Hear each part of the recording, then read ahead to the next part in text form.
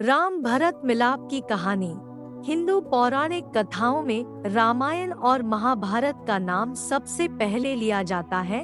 सबसे पहले युग आया था रामायण का, मर्यादा पुरुषोत्तम भगवान राम का युग, और उसे ही कहा जाता था राम राज्य। रामायण में वैसे तो कई ऐसे प्रसंग हैं जो बड़े ही मार्मिक हैं और आपकी आंखों से अश्रुधारा बहा सकते थे, जैसे माता सीता का अपहरण, उनकी अग्नि परीक्षा, लवकुश का बालपन आदि। इन प्रसंगों की ही तरह एक बहुत ही चर्चित प्रसंग रहा है राम भरत मिलाप का। यह प्रसंग इतना चर्चित है कि आज भी कोई बहुत समय बाद बड़ी ही प्रेम भावना से मिलता है तो लोग इसे राम भरत मिलाप की ही उपमा देते हैं।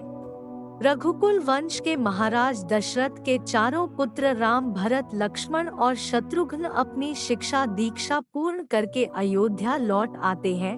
उसके पश्चात चारों भाइयों का विवाह महाराज जनक की पुत्रियों से हो जाता है। ये सभी शुभ प्रसंग चलते रहते हैं और महाराज दशरथ अपने सबसे बड़े पुत्र राम को राजा बनाने का निर्णय लेते हैं।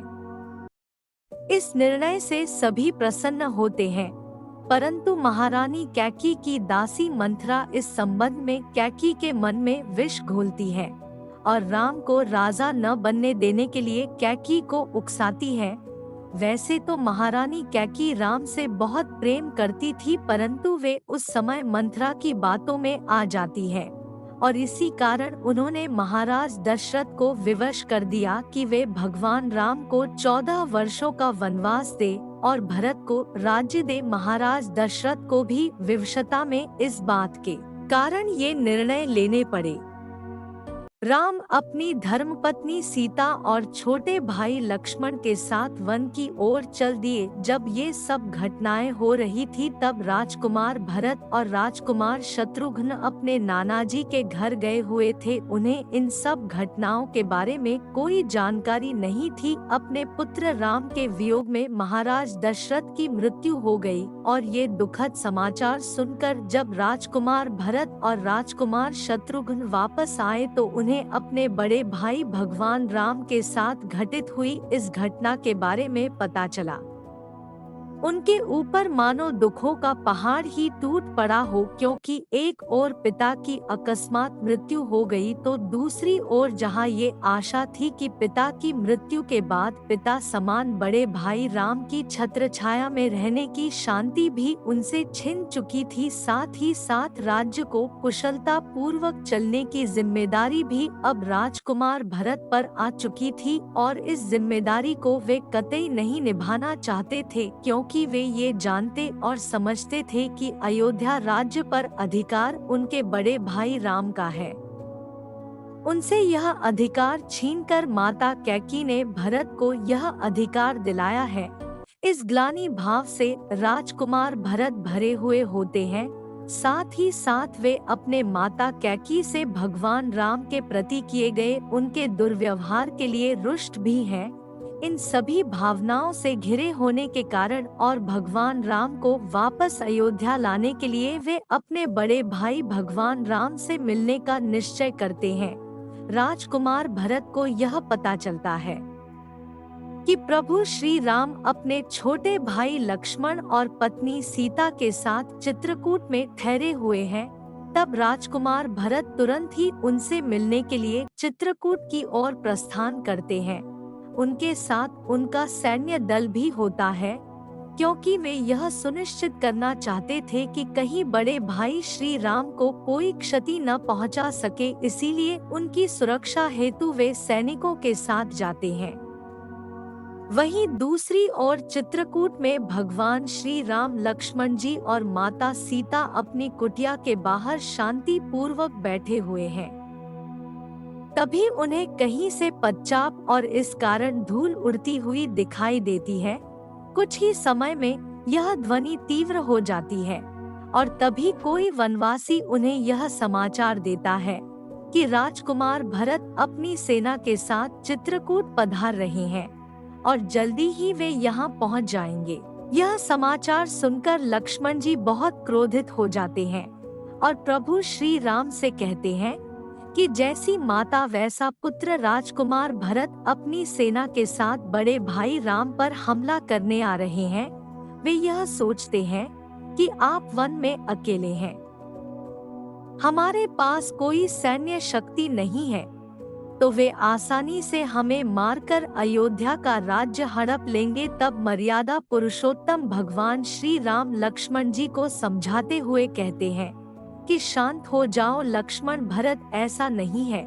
उसके विचार बहुत ही उच्च हैं और उसका चरित्र बहुत ही अच्छा है, बल्कि वो तो स्वप्न में भी अपने भाई के साथ ऐसा कुछ नहीं कर सकता। इस पर भी लक्ष्मण जी का क्रोध शांत नहीं होता और वे कहते हैं कि राजकुमार भरत अपने उद्देश्य में कभी सफल नहीं होंगे और जब तक लक्ष्मण जीवित है। राजकुमार भरत अपने बड़े भाई राम से मिलने को आतुर है और इसी कारण वे अपनी सेना में सबसे आगे चल रहे हैं और उनके साथ तीनों माताएं, कुल गुरु महाराज जनक और अन्य श्रेष्ठी जन भी हैं। ये सभी मिलकर प्रभु श्री राम को वापस अयोध्या ले जाने के लिए आए हैं। जैसे ही राजकुमार भरत अपने बड़े भाई श्री राम को देखते हैं, वे उनके पैरों में गिर जाते हैं और उन्हें दंडवत प्रणाम करते हैं। साथ ही साथ उनकी आंखों से अविरल अश्रुधारा बहती है। भगवान राम भी दौड़कर उन्हें ऊपर उठाते हैं और अपने गले से लगा लेते हैं। दोनों ही भाई आपस में मिलकर भाव विह्वल हो उठते हैं। अश्रुधारा रुकने का नाम ही नहीं लेती और ये दृश्य देखकर वहां उपस्थित सभी लोग भी भावुक हो जाते हैं। तब राजकुमार भरत पिता महाराज दशरथ की मृत्यु का समाचार बड़े भाई श्री राम को देते हैं और इस कारण श्री राम, माता सीता और छोटा भाई लक्ष्मण बहुत दुखी होते हैं। भगवान राम नदी के तट पर अपने पिता महाराज दशरथ को विधि विधान अनुसार श्रद्धांजलि देते हैं। अपने अंजूरी में जल लेकर अर्पण करते हैं। अगले दिन जब भगवान राम, भरत आदि पूरा परिवार, महाराज जनक और सभासद आदि बैठे होते हैं, तो भगवान राम अपने अनुज भ्राता भरत से वन आगमन का कारण पूछते हैं। तब राजकुमार भरत अपनी मंशा उनके सामने उजागर करते हैं कि वे उनका वन में ही राज्याभिषेक करके उन्हें वापस अयोध्या ले जाने के लिए आए हैं और अयोध्या की राज्य काज संबंधी जिम्मेदारी उन्हें ही उठानी है। वे ऐसा कहते हैं। महाराज जनक भी राजकुमार भरत के इस विचार का समर्थन करते हैं, परंतु श्री राम ऐसा करने से मना कर देते हैं। वे अयोध्या लौटने को सहमत नहीं होते क्योंकि वे अपने पिता को दिए वचन के कारण बंधे हुए हैं। राजकुमार भरत, माताएं और अन्य सभी लोग भगवान राम को इसके लिए मनाते हैं, परंतु वचनबद्ध होने के कारण भगवान श्री राम ऐसा करने से मना कर देते हैं।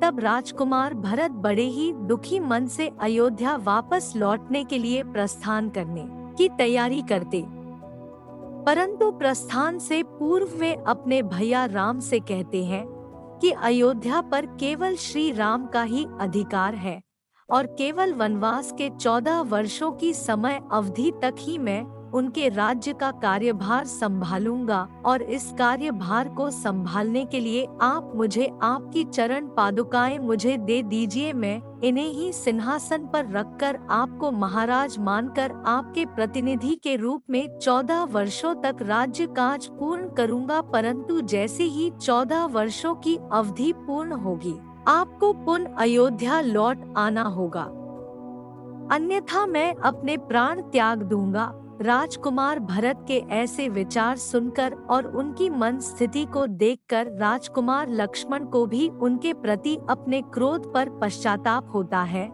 कि उन्होंने इतने समर्पित भाई पर किस प्रकार संदेह किया और उन्हें इन दुखी घटनाओं के घटित होने का कारण समझा। भगवान श्री राम भी अपने छोटे भाई भरत का अपार प्रेम, समर्पण, सेवा भावना और कर्तव्य परायणता देखकर उन्हें अत्यंत ही प्रेम के साथ अपने गले से लगा लेते हैं। वे अपने छोटे भाई राजकुमार भरत को अपनी चरण पादुकाएं देते हैं और साथ ही साथ भरत के प्रेम पूर्ण आग्रह पर ये वचन भी देते हैं कि जैसे ही 14 वर्षों की वनवास की अवधि पूर्ण होगी वे अयोध्या वापस लौट आएंगे। अपने बड़े भाई श्री राम के इन वचनों को सुनकर राजकुमार भरत थोड़े आश्वस्त होते हैं और उनकी चरण पादुकाओं को बड़े ही सम्मान के साथ अपने सिर पर रखकर बहुत ही दुखी मन से अयोध्या की ओर प्रस्थान करते हैं। अन्य सभी परिवार जन भी एक दूसरे से बड़े ही दुखी मन से विदा लेते हैं।